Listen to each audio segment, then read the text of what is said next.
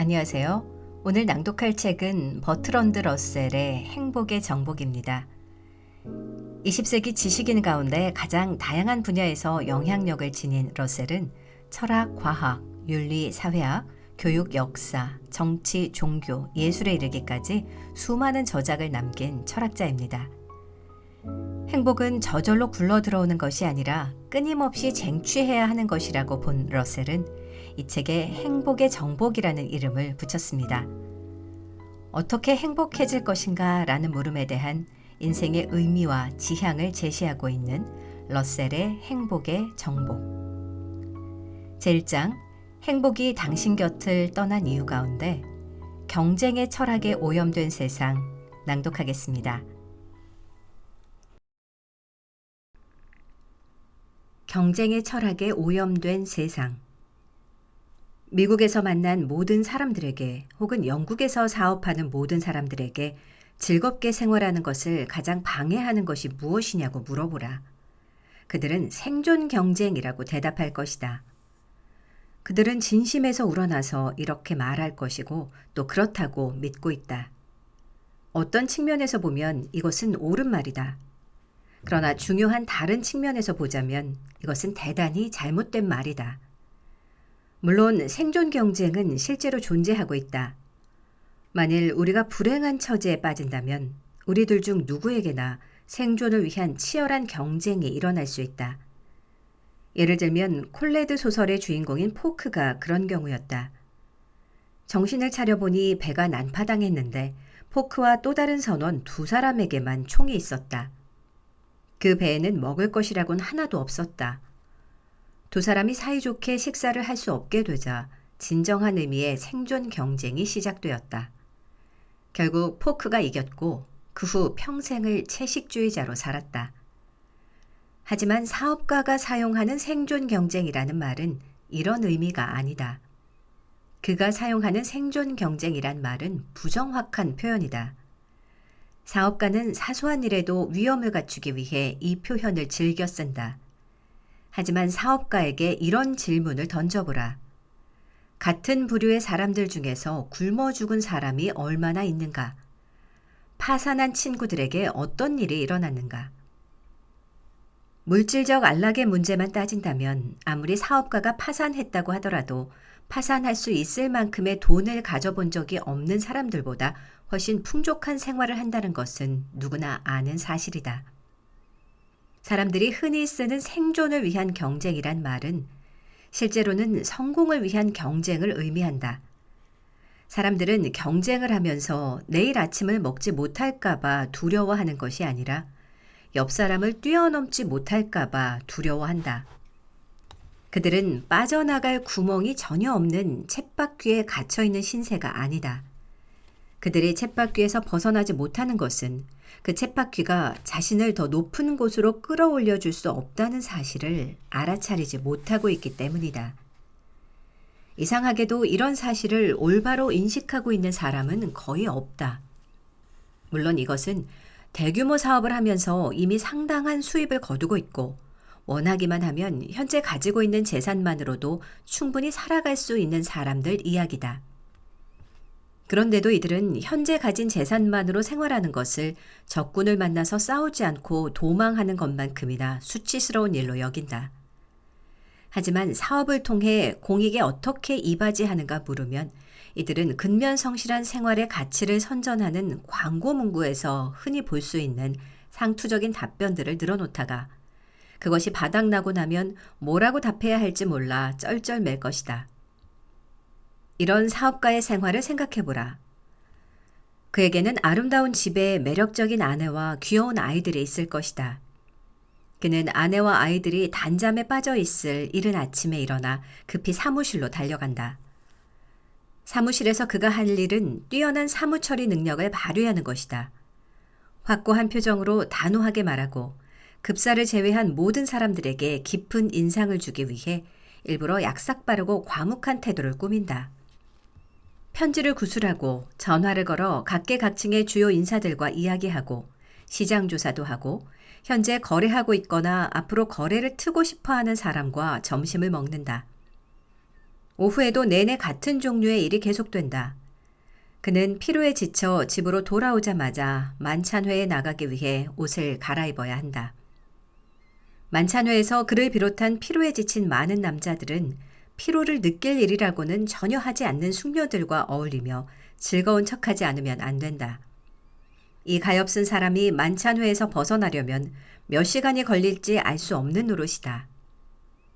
드디어 그는 잠자리에 들어서 잠시 동안 긴장을 푼다. 이 사람은 회사 일을 하는 동안 100m 경주에 나선 사람과 비슷한 심리 상태에 있다.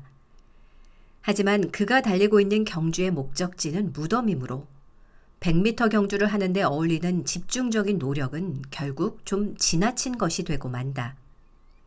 그는 자신의 아이들에 대해 무엇을 알고 있는가? 평일은 사무실에서 보내고 일요일은 골프장에서 지낸다. 그는 아내에 대해서는 무엇을 알고 있는가? 아침에 아내 곁을 떠날 때 그의 아내는 자고 있다. 저녁 시간 내내 그와 아내는 사교상의 의무를 감당해야 하기 때문에 개인적인 대화는 나누지도 못한다.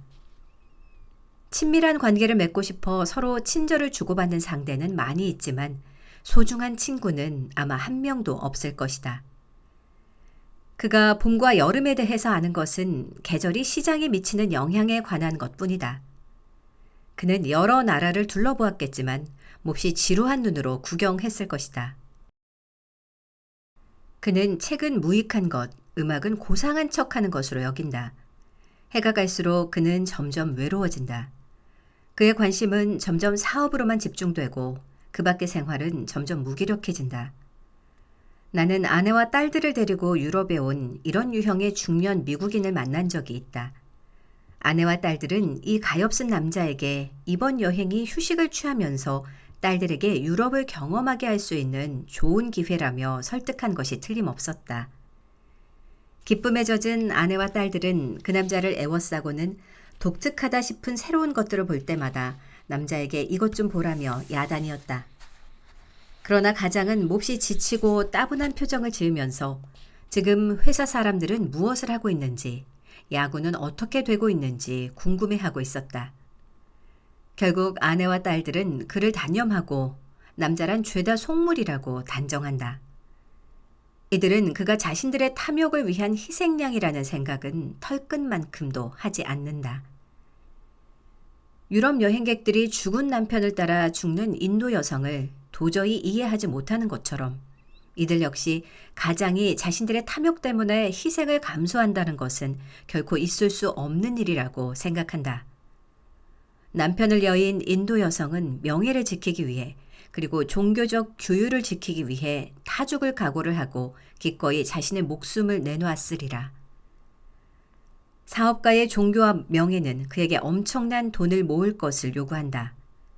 그러므로 그는 남편을 여인 힌두교도 여성처럼 기꺼이 고통을 감수한다. 더 행복하게 살고 싶다면 이 미국인 사업가는 우선 종교를 바꿔야 한다. 단순히 성공을 갈망하는 데서 그치지 않고 성공을 추구하는 것은 남자의 의무이므로 성공을 추구하지 않는 남자는 가엾은 존재라는 확고한 신념을 가지고 있는 한 이 사업가는 지나치게 사업에 집중하고 지나치게 걱정거리가 많은 생활을 계속하느라 결코 행복을 누릴 수 없을 것이다. 투자와 같이 간단한 문제를 생각해보자.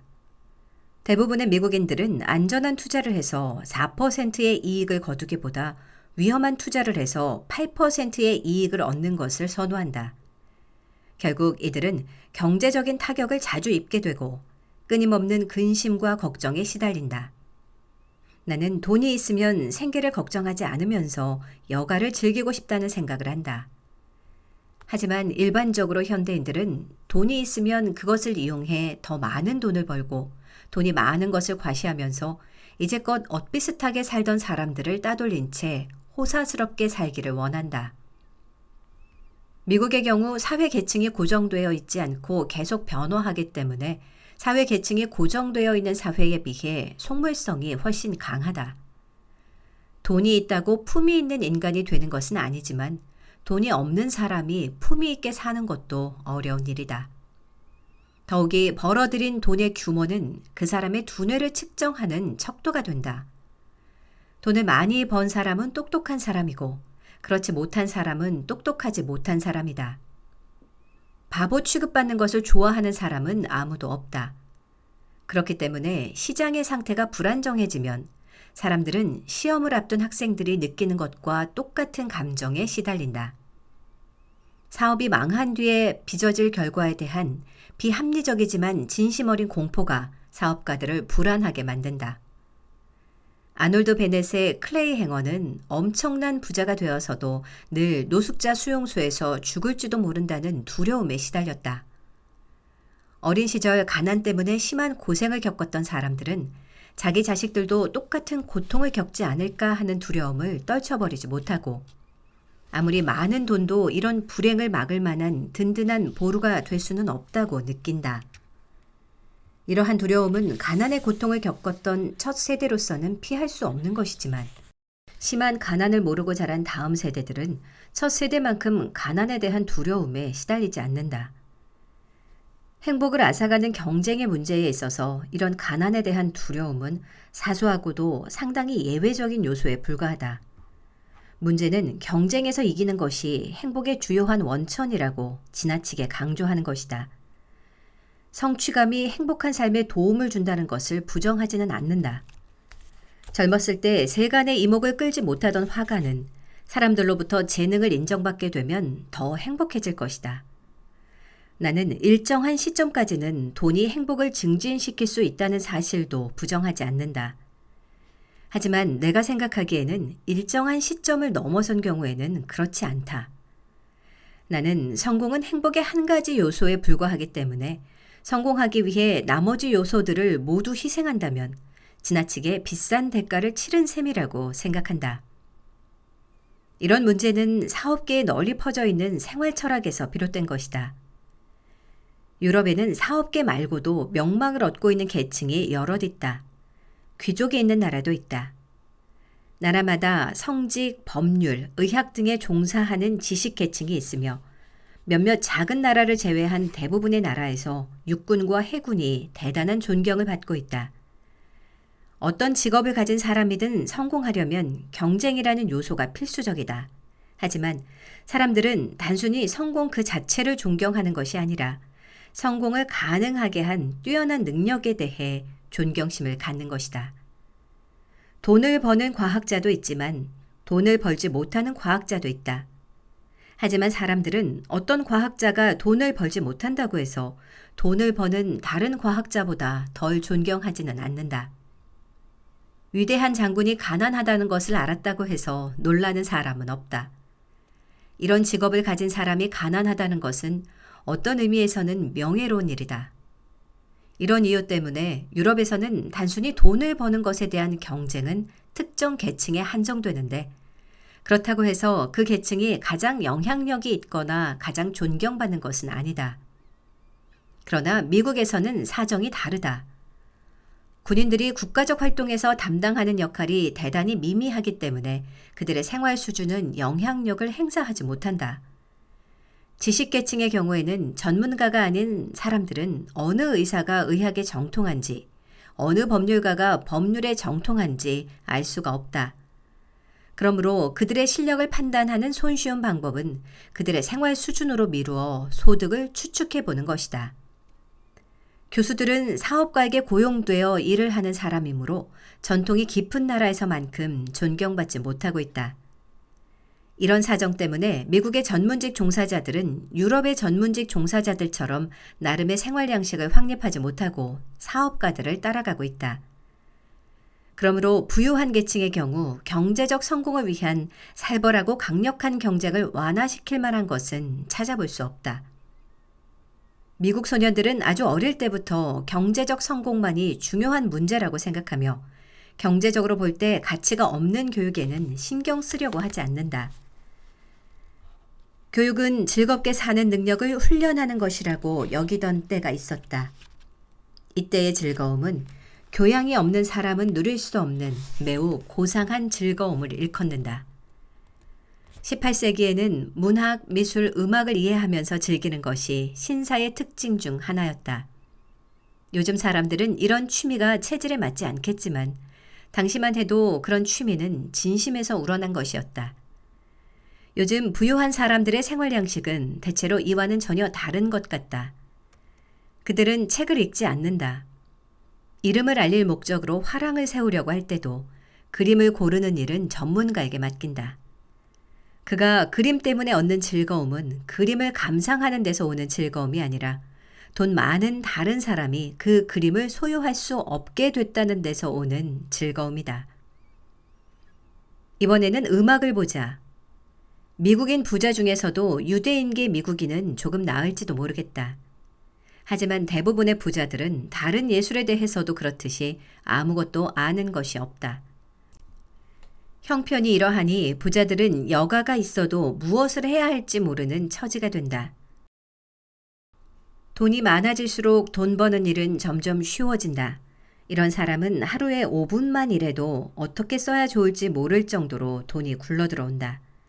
이 불쌍한 사람은 경제적인 성공 덕분에 자신을 주체할 수 없게 된다.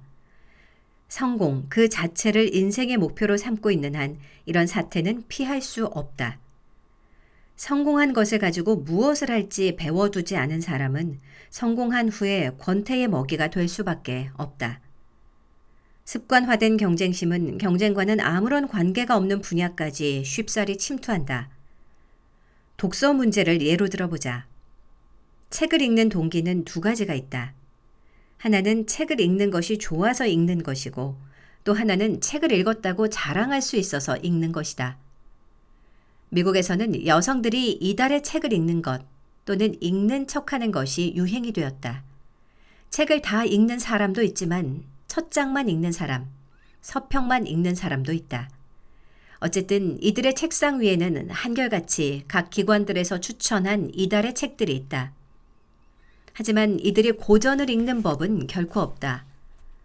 독서 클럽이 햄릿이나 리어왕을 이달의 책으로 선정한 적은 한 번도 없었고 단테가 꼭 알아야 하는 이달의 작가로 지정된 적도 없었다. 결국 이들이 읽은 책은 한결같이 평범한 현대물로 고전은 하나도 없다. 이건 역시 경쟁 때문에 빚어진 현상이다. 하지만 이런 일이 전적으로 나쁜 것만은 아니다. 이런 부류의 여성들은 대부분 알아서 읽으라고 하면 고전을 읽기는커녕 문학계의 지도자들이나 대가들이 골라주는 것보다 훨씬 낮은 수준의 책을 읽을 테니까. 현대사회에서 경쟁이 강조되는 것은 아우구스투스 황제 이후 로마에서 일어난 것이 확실한 교양 수준의 전반적인 저하와 관련되어 있다. 모든 사람들이 여러 가지 지적인 즐거움을 누릴 능력을 상실하게 된 것이다. 일반적인 대화 기술인 희화술을 예로 들어보자. 18세기 프랑스의 살롱에서 완성된 희화술은 40년 전까지만 해도 살아있는 전통이었다. 그것은 덧없이 사라져버릴 말을 위해 수준 높은 지적 능력을 발휘하는 대단히 훌륭한 기술이었다. 그러나 요즘 세상에 그렇게 한가한 일에 신경을 쓸 사람이 누가 있겠는가? 중국에서는 10년 전까지만 해도 이 기술이 번성하고 있었다. 그 후 국민당원들은 열렬한 사명감으로 이 기술의 뿌리를 완전히 뽑아버렸다. 50년 혹은 100년 전에 교양 있는 사람이라면 누구나 가지고 있었던 훌륭한 문학에 대한 지식은 이제는 소수 교수들의 몫이 되어버렸다. 사람들은 보다 평온한 즐거움을 주는 일들은 모두 던져버렸다. 어느 봄날 나는 미국 대학생들 몇몇과 함께 캠퍼스 기슭에 숲을 거닐었다. 숲에는 아름다운 야생화들이 만발해 있었지만 그 야생화들 중에서 어느 것 하나의 이름이라도 제대로 아는 학생은 아무도 없었다. 하기야 그런 지식이 무슨 소용이 있겠는가. 꽃 이름 따위를 알아봐야 돈벌이에는 아무런 보탬이 되지 않을 텐데. 이것은 단순히 개인적인 문제가 아니다. 또 어떤 개인이 단독으로 막아낼 수 있는 문제도 아니다. 이 문제는 삶이란 승자만이 존경받는 승부요, 경쟁이라는 일반화된 생활 철학에서 비롯된 것이다. 이러한 관점은 감성과 지성을 포기하고 의지만을 지나치게 키우는 결과를 불러온다. 이런 관점을 입에 올리면서 우리는 말 앞에 마차를 메고 있는지도 모른다. 처음에는 신앙을 강조했던 청교도적 도덕주의자들이 현대에 와서는 늘 의지를 강조하고 있다. 청교도주의 시대가 만들어낸 경주는 의지만을 과도하게 발전시키고 감성과 지성을 쇠약하게 만들었으며 경쟁의 철학을 자신의 본성에 가장 적합한 철학으로 택했다. 선사시대의 공룡들처럼 지성보다는 근력을 선호한다는 점에서 지성과 감성을 배제하고 의지와 경쟁을 강조하는 사람들은 현대판 공룡이라고 불러도 좋을 것 같다. 이 현대판 공룡의 놀라운 성공 때문에 현대인들은 너무나도 이 공룡의 행동을 따라하고 있다. 이 공룡은 전 세계의 백인들의 모범이 되고 있는데 아마 앞으로 100년간은 이러한 경향이 더욱 심해질 것이다.